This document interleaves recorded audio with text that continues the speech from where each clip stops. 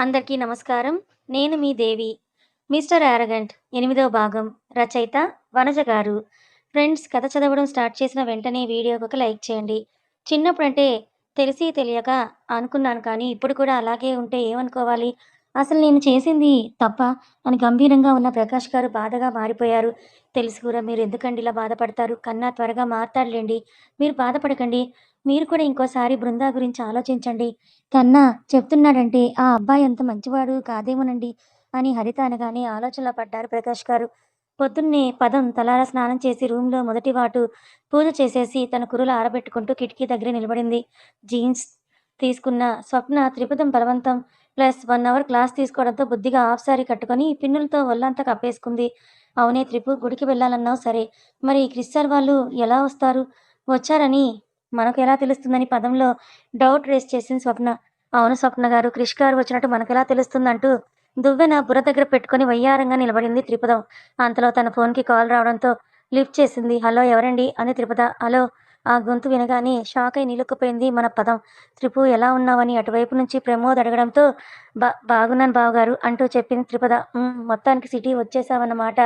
పోనీలే, అక్కడే ఉండిపోకుండా నీ గురించి నువ్వు తెలుసుకొని హయ్యర్ స్టడీస్‌కి వచ్చేసావన్నమాట. ఆ! బావగారు మీరెలా ఉన్నారు? బావున్నాను త్రిపు. అత్తయ్య గారు, మామయ్య గారు బావున్నారా అండి?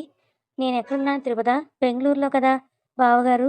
మరి వాళ్ళ గురించి నాకెలా తెలుస్తుంది? క్షమించండి బావగారు. ఇంత చిన్నదానికి క్షమించడాల వరకు ఎందుకులే కానీ, కానీ అన్న వర్డ్ తర్వాత 2 నిమిషాల గ్యాప్ వచ్చింది. ఇద్దరిలో ఎవరూ మాట్లాడుకోలేదన్నమాట. త్రిపద సిగ్గుపడుతోందని ప్రమోద్ అనుకుంటుంటే, ఏం మాట్లాడాలో తెలియక సైలెంట్‌గా ఉంది మన పదం. త్రిపు, చెప్పండి బావగారు. నీ స్వరం చాలా మిస్ అవుతున్నాను. ఒక పాట పాడవా? ఇప్పుడా బావగారు? నీకు ఇబ్బందిగా ఉంటే వద్దులే. నీకొక గుడ్ న్యూస్ చెప్పనా త్రిపు? ఏంటి బావగారు? అని అంది, కానీ ప్రమోద్ చెప్పిన న్యూస్ స్వప్న పిలవడంతో ఫోన్‌లో నుంచి దృష్టి కాస్త స్వప్న మీద పెట్టి సంబరపడుతూ ప్రమోద్ చివరి మాటలు మాత్రం వింది. మన పదంతో పాటు ప్రమోషన్ కూడా వచ్చింది త్రిపు. చాలా మంచి వార్త చెప్పారు బావగారు. కంగ్రాచ్యులేషన్స్ బావగారు. త్రిపుద తను చెప్పిన మాటలకే చాలా హ్యాపీగా ఫీల్ అయిందనుకోని సంతోషపడిపోతూ థ్యాంక్ యూ త్రిపు. నువ్వు హ్యాపీయే కదా అని అడిగాడు ప్రమోద్. అత్తయ్య గారికి బావగారంటే చాలా ఇష్టం. పైగా బావది ఎప్పుడూ ఎంకరేజ్ చేస్తారు. ఆవిడ హ్యాపీగా ఉంటుంది. అందరూ హ్యాపీయే అనుకుంటూ చాలా సంతోషం బావగారు అంది త్రిపుద. అవును, ఈరోజు శనివారం కదా! నీకు గుడికి వెళ్ళే అలవాటుంది కదా! త్రిపు, మరి ఎలా అని అడిగాడు ప్రమోద్. బావగారు, నేను నా ఫ్రెండ్స్ వెళ్తున్నాం. అవునా? ఎవరెవరు? అది బావగారు, నా రూమ్‌మేట్ ఇంకా. సరే, జాగ్రత్త త్రిపు అని కాల్ కట్ చేశాడు ప్రమోద్. ఫోన్ కట్ చేసి స్వప్న వైపు చూస్తూ క్రిష్ గారు వచ్చేసారంటనా స్వప్న గారు అని మెరిసే కళ్ళతో అడిగింది స్వప్న. త్రిపుద, ఇందాకే ఆంటీ వచ్చి మీకోసం ఎవరో వచ్చారని చెప్పి వెళ్ళారు. అవునా? క్రిష్ గారు కిందే ఉన్నారా అని ఎగ్జైట్ అవుతూ ఫాస్ట్‌గా లాస్ట్‌గా చిన్న టచప్ ఇచ్చేసి స్వప్నతో పాటు కిందకి వెళ్ళింది పదం. సంథింగ్ ఈజ్ గోయింగ్ అనుకుంటూ చాలా కష్టంగా లంగా ఓణిని హ్యాండిల్ చేసుకుంటూ త్రిపుద వెనకే కిందకి వెళ్ళింది స్వప్న. కిందకి వెళ్ళినా కూడా ఎక్కడా క్రిష్ జాడ త్రిపదకి తెలియకపోవడంతో కాస్త ముందుకు వెళ్ళి చూసింది. స్టైల్‌గా జీన్స్ టీ షర్ట్‌లో కార్‌కి ఆనుకొని ఫోన్ చూసుకుంటూ, నుదుటి మీద అల్లరి చేస్తున్న సిల్కీ హెయిర్‌ని తలెగరేసి మరీ చక్కపెట్టుకుంటూ, ఒక కాలు క్రాస్‌గా పెట్టి, ఇంకో కాలు సపోర్ట్‌తో నిలబడి ఉంటే, కృష్ణుడి పొజిషన్‌లో ఉన్న క్రిష్ త్రిపద కళ్ళకి మోడ్రన్ రాముడిలాగా అనిపించాడు. దగ్గరగా వెళ్లి క్రిష్ గారు అని చాలా మెల్లిగా పిలిచింది మన పదం. ఫోన్‌లో నుండి కళ్ళు పక్కకి తిప్పి, త్రిపదని ఓసారి చూసి వెళ్లి డ్రైవింగ్ సీట్‌లో కూర్చున్నాడు క్రిష్. అసలు తనని ఒక నిమిషం కూడా సరిగ్గా చూడని క్రిష్ బిహేవియర్‌కి అలిగిందన్నమాట మన పదం. క్రిష్ గారు, మనిద్దరమే వెళ్తున్నామా అంది గుడికి అని అలిగిన విషయం మర్చిపోయి అడిగేసింది త్రిపద. హైదరాబాద్ మొత్తాన్ని తీసుకెళ్దామా? అయ్యో! అలా కాదండి. స్వప్న గారు కూడా వస్తా అన్నారు. ఇంకా పృథ్వీ గారు కూడా లేరు. అందుకే అడుగుతున్నా క్రిష్ గారు. చూపు పృథ్వీ వైపు తిప్పాడు క్రిష్. నోరు తెరుచుకొని మరీ స్వప్ననే చూస్తున్న పృథ్వీ కనిపించి, వచ్చారా అనుకుంటూ వాళ్ళ వైపు తిరిగి పృథ్వీ గారు త్వరగా రండి అని పిలిచింది త్రిపద. అప్పుడు ఈ లోకంలోకొస్తూ తనని తాను గిల్లుకొని ఆ లంగావోణిలో ఉంది స్వప్న అని కన్ఫర్మ్ చేసుకున్నాక కారు దగ్గరికొచ్చాడు పృథ్వీ. పృథ్వీని చూసి స్వప్న కాస్త బ్లష్ అవుతూ వస్తే, రేయ్ ఫాల్తూ, నీ పనైతే వెళ్దాం అన్నాడు క్రిష్. బావా, గుడికి వెళ్లే ముందు బూతులు మాట్లాడకూడదని ఏడుపు మొహంతో చెప్పాడు పృథ్వీ. క్రిష్ విసుగ్గా ఫేస్ పెట్టి కారు స్టార్ట్ చేస్తే, త్రిపద, త్రిపద చెప్పండి పృథ్వీ గారు. మీరు ముందు కూర్చుంటారా? ముందు మీరే కూర్చోండి పృథ్వీ గారు. మీ తర్వాత నేను. నా తర్వాత స్వప్న గారు కూర్చుంటాం. నీకలా అర్థమయిందమ్మా అనుకుంటూ, అది కాదు త్రిపద, క్రిష్ పక్కన నువ్వు కూర్చో. వెనక సీట్‌లో నేను కూర్చుంటా. ఎందుకండి? మరీ అన్నీ డైరెక్ట్‌గా చెప్పలేం త్రిపద. కొన్ని కొన్ని అర్థం చేసుకోవాలి. అవునా? ఏమైనా ప్రాబ్లమ్‌నా పృథ్వీ గారు? ఎండాకాలం కదా! అంతేలెండి. కాస్త చలువ తిండి తీసుకోండి. నీకేం అర్థమైంది? అది మీకు సెగ. వద్దు ఆపేయి త్రిపద నీకు చేతులు జోడిస్తూ ఉసూరుమంటూ వచ్చి ముందు సీట్లో కూర్చున్నాడు పృథ్వీ. స్వప్న కూడా కాస్త డల్ అవుతూ వెనక కూర్చుంటే త్రిపద కూడా కూర్చుంది తదుపరి. కార్ గుడివైపుకి పరుగులు పెడుతుంటే క్రిష్ ఏ ఫీలింగ్ లేని ముఖంతో డ్రైవింగ్. త్రిపద విండోల నుంచి సిటీ చూసింగ్. పృథ్వీ స్వప్న దొంగ చూపులు సెండింగ్. ఇవి వీరి ముఖ చిత్రాలు. కార్ గుడి ముందు ఆగగానే క్రిష్ పృథ్వీ వైపు చూస్తాడు. ముందు తను దిగి తర్వాత త్రిపదని స్వప్నని దిగమని చెప్తాడు పృథ్వీ. స్వప్న నలిగిన లంగావోణిని సరిచేసుకుంటుంటే ఇంకా దిగిన క్రిష్ కోసం చూసింది త్రిపద. త్రిపద పద లోపలికి వెళ్దాం. క్రిష్ గారు రారా పృథ్వీ గారు. ఆ మాటకు పృథ్వీ ఏం చెప్పకుండా క్రిష్ వంక చూస్తే అతను కార్ని రివర్స్ చేసుకునే పనిలో బిజీ. చెప్పండి పృథ్వీ గారు అని త్రిపద అడుగుతుంటే తల అడ్డంగా ఊపాడు పృథ్వీ. క్రిష్ కార్కి అడ్డం వెళ్ళి మరీ కార్ డోర్ ఓపెన్ చేసి క్రిష్ చేయి పట్టుకుంది త్రిపద. క్షణంలో జరిగిన దానికి పృథ్వీ షాక్ అయితే తర్వాత జరిగే పరిణామాలేంటో అని భయపడుతున్నాడు. త్రిపద వంక కోపంగా చూస్తున్న క్రిష్ని చూసి పృథ్వీ టెన్షన్ పడుతూ ఉంటే స్వప్న జడుసుకుంది. పదం, పద. నీ ప్రాబ్లమ్ ఏంటి? మీరు గుళ్ళోకి రాకపోవడమే నా ప్రాబ్లమ్ క్రిష్ గారు. నాతో నీకేంటి ఈ పని? నిన్ను గుడికి తీసుకెళ్తానన్నాను, తీసుకొచ్చాను. It's finished. అలా ఎలా ఫినిష్ క్రిష్ గారు? నాతో పాటు మీరు గుళ్ళోకి రారా? ఇలాంటివన్నీ నాకు నచ్చవు పదం. వెళ్ళి నువ్వు పూజ చేసుకొనిరా. అవన్నీ కుదరదు క్రిష్ గారు. మీరు కూడా పూజకి వస్తున్నారంతే అంటూ క్రిష్ని బయటికి లాగేసి కార్ డోర్ గట్టిగా వేసింది పదం. అయ్య బాబోయ్! పదానికి ధైర్యం వచ్చేసిందోచ్. ఏదో కీ ఇచ్చిన బొమ్మలాగా తిరుపతి తీసుకెళ్తుంటే వెళ్తున్నాడు క్రిష్ బాబు. ఇవన్నీ చూసి పృథ్వీ షాక్‌కి గురైతే స్వప్న నోరొదిలేసి మరీ చూస్తోంది. పృథ్వీ గారు రండి మీరు కూడా అని త్రిపద పిలవడంతో ఈ లోకంలోకొస్తూ స్వప్నని కూడా ఈ లోకంలోకి తెస్తూ ముందుకు నడిచారు ఇద్దరు. లోపలికి వెళ్ళి ఆ సీతారాముడికి పూజ చేసుకొని తన గోత్రనామాలు చెప్పి శ్రద్ధగా, భక్తితో చేతులు జోడించింది త్రిపద. నెక్స్ట్ పృథ్వీ, స్వప్న కూడా గోత్రనామాలతో పూజ చేయించుకుంటే క్రిష్ మాత్రం ఎటువంటి ఎక్స్‌ప్రెషన్ లేకుండా స్టైల్‌గా జేబులో చేతులు పెట్టుకొని అటు ఇటు చూస్తున్నాడు. ముగ్గురు దండం పెట్టుకొని కొబ్బరికాయ కొట్టేసి తెచ్చిన ఫలాలు స్వామికి సమర్పించేసి ఇంకొంచెం పక్కగా వెళ్లారు. నలుగురు ఒకచోట కూర్చొని ఉంటే అంతలో క్రిష్‌కి ఫోన్ రావడంతో కాస్త దూరంలోకెళ్ళి కాల్ అటెండ్ చేసి మాట్లాడుతున్నాడు. వెళ్తున్న క్రిష్‌ని చూస్తూ పృథ్వీ గారు అని పిలిచింది త్రిపద. ఏంటి త్రిపద? క్రిష్ గారు ఎందుకండి ఇంత మొండిగా ఉన్నారు? పృథ్వీలో మౌనం. ఆయన ముందు ఎంత పెద్ద జోక్ జరిగినా నవ్వరు. పైగా కోపంగా కూడా ఉంటారు. చందమామలా ఉండాల్సిన ఆయనకి చిరునవ్వు ఎందుకు మాయమైంది? ఎందుకెప్పుడు మౌనంగా ఉంటారు? పృథ్వీ ఏదో చెప్పబోయేలోపు సరే లోన్లీనెస్ ఇష్టం అనుకుంటే కనీసం దేవుడి మీదైనా భక్తుండాలి కదా పృథ్వీ గారు. గుడిలో కూడా కనీసం ఆయన మొహం ప్రశాంతంగా లేదు. ఎందుకని పృథ్వీ గారు? అని తన ఫ్లోలో తను అడిగేసి పృథ్వీ వంక చూసింది త్రిపుర. సైలెంట్‌గా ఉన్న పృథ్వీని చూసి ఎందుకు మౌనంగా ఉన్నారు పృథ్వీ గారు? చెప్పండి. అసలెందుకు క్రిష్ గారు అంటున్న త్రిపద నోరు చేత్తో మూసేసి చెప్పు అన్నట్లు పృథ్వీ వైపు చూసింది స్వప్న. గుడ్. 2 నిమిషాలు ఇలాగే పట్టుకో అని త్రిపద వంక చూస్తూ చెప్పడం స్టార్ట్ చేశాడు పృథ్వీ. క్రిష్ కూడా చాలా సరదా మనిషే త్రిపద. ఎంతో జోవియల్‌గా ఎప్పుడూ నవ్వుతూ వాడి పేరులో లాగే నిజంగా కన్నయ్యలాగే ఉన్నాడు. కానీ వాడికి 10 ఏళ్ల వయసున్నప్పుడు వాళ్ళ అమ్మ చనిపోయింది అంటూ బాధగా చెప్పాడు పృథ్వీ. హుహు. అంటూ మూలుగుతున్న త్రిపదని చూసి మళ్ళీ డౌటా? అని డౌట్‌గా అడిగాడు పృథ్వీ. హుహు. అని తలాడించేసరికి స్వప్న తన చేతిని వెనక్కి తీసుకుంది. మరి ఇంట్లో ఉన్న ఆంటీ గారు క్రిష్ గారి అమ్మగారు కాదా పృథ్వీ గారు? క్రిష్ వాళ్ళ అమ్మ చనిపోయిందంటే ఆ ఆంటీ అమ్మ కాదనేగా అర్థం. ముద్దపప్పు అంది స్వప్న. ఆ మాట గుడుక్కుంటూ స్వప్న వైపు చూస్తూ పృథ్వీని చెప్పమన్నట్టుగా చూసింది త్రిపద. 10 ఏళ్లంటే అన్నీ తెలిసే వయసే కదా త్రిపద. ఆంటీ చనిపోయిన 6 నెలలకే హరిత ఆంటీ వాళ్ళ పేరెంట్స్ ప్రకాష్ అంకుల్‌ని తన కోసం కాకపోయినా క్రిష్ కోసం అతనికొక అమ్మ కావాలి కాబట్టి పెళ్లి చేసుకోమని ఫోర్స్ చేశారట.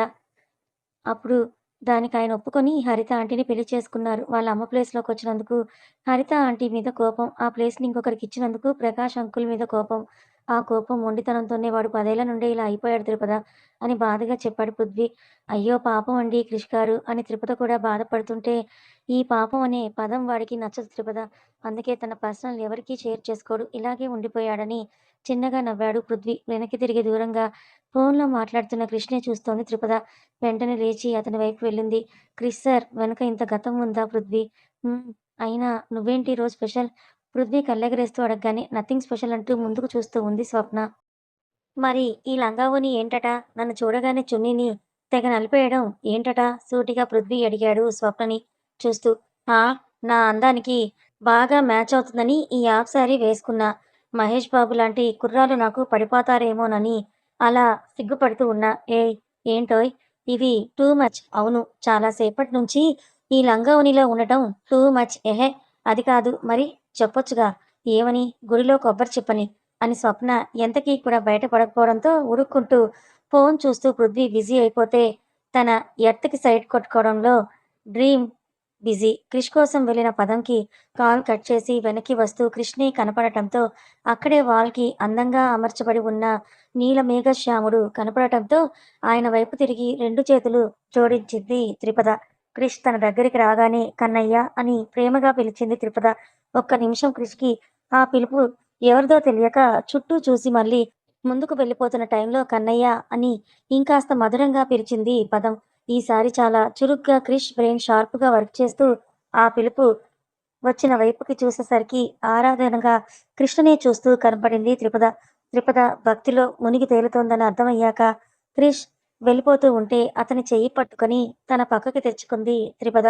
అతను కోపంగా ఆమెని చూడబోయేసరికి "ప్లీజ్ క్రిష్ గారు కోపడకండి" అంటూ ముద్దుగా రిక్వెస్ట్ చేసింది. ఆమె మొహంలోని అమాయకత్వానికి కాకపోయినా ప్లీజ్ అని అంటున్నప్పుడు ఆమె పెదవంచున ఉన్న పుట్టుమచ్చ తనని రిక్వెస్ట్ చేస్తున్నట్టుగా భావించి సైలెంట్ అయిపోయాడు క్రిష్ బాబు. హమ్మయ్య! అని అనుకుంటూ క్రిష్ గారు ఒకసారి ఆ మురళీకృష్ణుడిని చూడండి.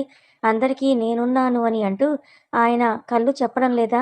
మీరెందుకు కోపంగా ఉంటారు? ఒంటరితనాన్ని ఇష్టపడతారు అని నేను అడగను కానీ మీరు గుర్తుంచుకోవాల్సిన విషయం ఒకటుంది కదండీ!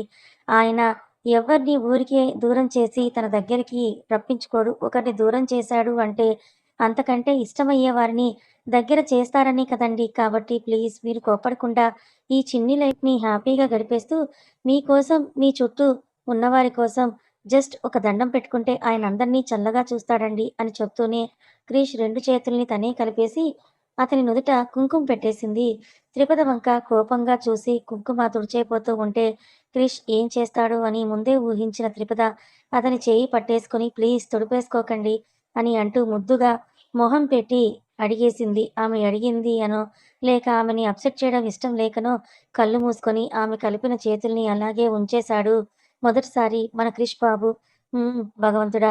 క్రిష్ గారు మొండోలేమో గాని మాట వింటారనుకుంటూ తను కూడా ముందుకు తిరిగి భక్తిగా మరోసారి చేతులు జోడించింది త్రిపద. అర నిమిషం ఏం కళ్ళు మూసుకున్నాడో కానీ అంతలోనే అతనికి జరిగిన అన్యాయం కళ్ళ ముందే చిత్రంగా కనిపిస్తూ ఉంటే వెంటనే కళ్ళు తెరిచాడు. కానీ క్రిష్ కళ్ళకి దేవుడు కాదు కనపడింది. పచ్చని ప్రకృతిని చుట్టేసుకుందా అన్నట్టుగా చిలక పచ్చ చీరలో త్రిపద లూజ్‌గా అల్లిన తడి ఆరని వెంట్రుకలు, ఓరగా ఒక పక్క కళ్ళ సోయగం కనిపిస్తూ ఉన్న కాటుక, నుదుటన బొట్టు, కింద కుంకుమ, పైన విభూది, చెంపలకి గంధం, ఇంకా కొంచెం అందం తెచ్చినది త్రిపద సైడ్‌కి పెట్టిన రోజా పువ్వు.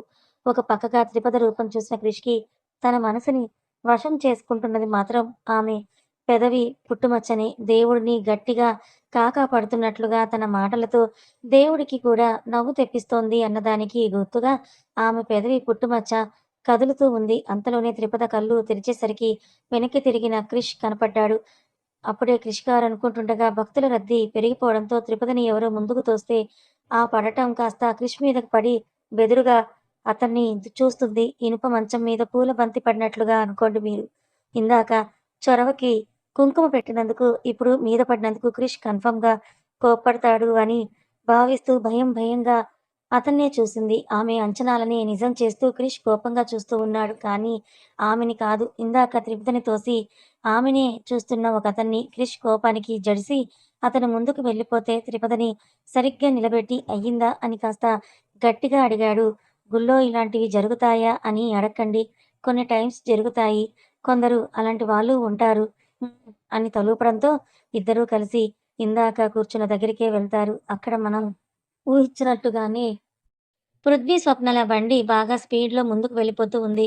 విత్ ఇకఇకలు, పకపకలు. క్రిష్ రావడంతో స్వప్న కామైపోతే, సార్ పైకి కనిపించేంత హాట్ కాదా? ఆయన వెనుక ఉన్న కథ చాలా బాధాకరంగా ఉంది అనుకుంటూ మౌనంగా ఉంటే, నుదుటన కుంకుమతో వచ్చిన క్రిష్‌ని చూసి షాకయిపోయాడు పృథ్వీ. ఓరి దేవుడా! చిన్నప్పట్నుంచి ఎన్ని సార్లు భంగపోయి ఉంటాను. నిన్ను గుడికి వెళ్దామనుకుని, కుంకుమ పెట్టుకోమని, కనీసం గుడి పార్కింగ్ ప్లేస్ వరకు రాకపోగా, నన్నే తన్నేవాడివి కదరా! బాగుంది.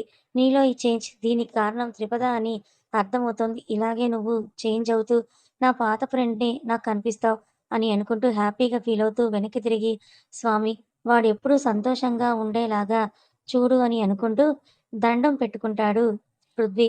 త్రిపద కొబ్బరి చిప్ప పగలగొట్టడానికి అవస్థ పడుతూ ఉంటే, ఏంటి ఆవకాయ్ ఈ కండేసుకొని కొబ్బరి చిప్పని పగలగొట్టేద్దామని అనుకుంటున్నావా?